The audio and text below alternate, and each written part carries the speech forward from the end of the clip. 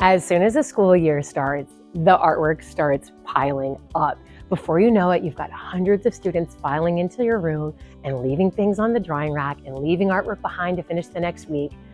And where do you put it? How do you organize it? Well, one of the things that I found that has made the biggest impact for me is having student name tag labels. So I really love the Avery mailing labels, and I will print these out ahead of time for the entire quarter. If I have a new student that moves in during the quarter, I will simply just write their name in. Each label includes the student's seat number, the student's name, as well as their teacher name and our school name. And I would pass these out for planning sheets, exit tickets, artwork, everything. I go around and pass these out for the most part. And the reason I do this is it helps me to make sure that I'm checking in with each one of my students. So as I'm placing this on their artwork, I'm stopping and giving a compliment. I'm stopping and asking a question. And I don't think I otherwise would go and make sure I was so careful about checking in with everybody if I wasn't going through the labels. This helps me also to know when a student is absent, because once I get through the class passing these out, theirs is going to be left over. I mark it with an A with just a marker, and then I label some paper for them so that they have the materials ready for next week. So if we were doing painting, I would get the paper that we're painting on, label it with their name tag, labeled with that letter A on there, and just put it on the drawing rack so it's with the rest of the class. That way, the next week, I'm not scrounging around trying to find some materials for them to get caught up on. I've already got things. And when I go to grade it, I'm remembering that that student was absent. The seats have numbers that's on these labels, so that helps me so that I'm able to put the artwork in order. So if they've done paintings, I go in the next morning to take them off the drawing rack, I will sort them and put them in number order. When the class comes back, I'm able to do a very quick transition and easily pass these out because they're in seat order.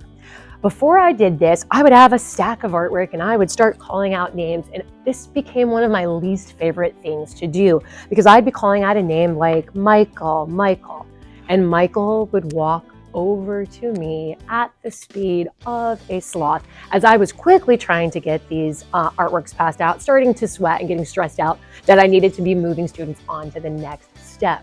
Also, when you're passing out artwork and calling out each name, you have to decipher handwriting. You have to figure out who has suddenly changed their name to Bobo, okay? And you discover, it's been Genesis, who you've called Genesis for the last 3 years of knowing this kid, is suddenly labeled their artwork with Bobo. You will start to not pass it out fast enough for some students. So as you're passing things out, you'll notice students getting just closer and closer and closer to you, and then start to point out, hey, that's mine. Can I just take it? And interrupting you. So I don't like passing out artwork in that fashion where I'm calling out names. I like to just plop it right down on the table as the students are sitting down and getting settled. So it's right there in front of them. I'm not wasting class time. I'm organized and I'm ready to go. This way, artwork is ready for display, also having these labels, because it's neat and it's clear, so it can go up in our school hallway, it can go up in our district art show. Because I'm so good about labeling the artwork, I found that the teachers at my school don't mind me putting the artwork in mailboxes to return to students. I'm pretty consistent about always keeping them in the top right-hand corner of the artwork on the front, so they know exactly where to look and find that student name so that they can easily help me return it. My sort of go-to spot if I need students to get a paper, after they finish something else, or get an exit ticket maybe to finish once they've already done something else, I will put it on my chair, just because I think this is an easy place in my classroom for students to find. I think that's how this started. So I'd have a little bin where I had the artwork that was unlabeled, and I would just simply take the name tag labels and clip it to my chair. Students come up and find their own label their artwork, and when it's done, they put it in that second bin. I have two different places where I store student artwork so I don't end up with all these crazy piles.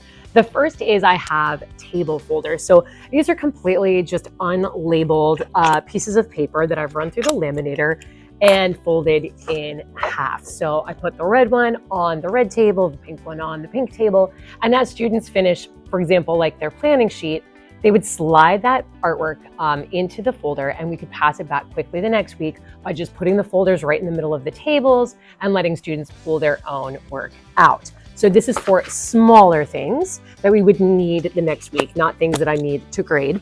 Large artwork, I'm gonna keep in these cardboard folders. So I have one for each class, and I keep them in my closet and just pull out the ones that I need for that school day. I label them also with what day of the week the class comes. And then inside, I would store the artwork in order. So right as the students would finish, I would shuffle these, and the number 1 is on the top, number 2, 3, 4 seats are all in a row. If I'm taking them off the drying rack, I'm taking them off the rack, I'm sorting them right away and putting them away in these class folders.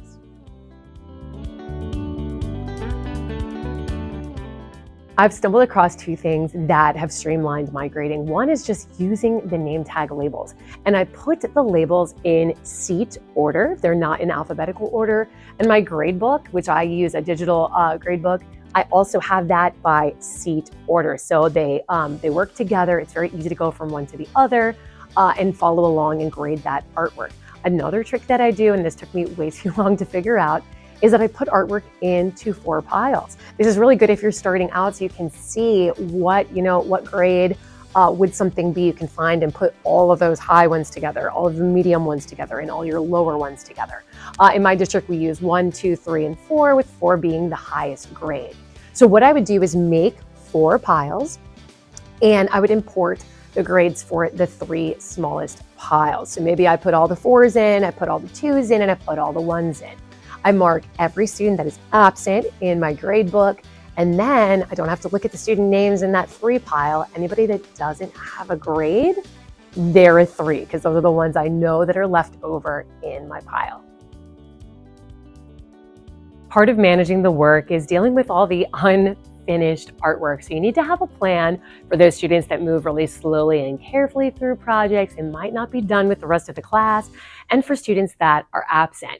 How I deal with this is I have a ketchup and pickle day at the end of each and every quarter. I turn this into an entire ketchup and pickle week for myself so that I can cycle through and get every class caught up. Once the students catch up on their work, I will immediately grade that artwork and get my grades finished before they are due. When students are finished catching up, they turn into a pickle and they get to pick and choose what they want to do. I sure hope you found this video to be helpful. If you have, please like and subscribe. If you find that there's other things you'd like to learn how to manage in the art room, leave me a comment down below. I'll see you in my next video.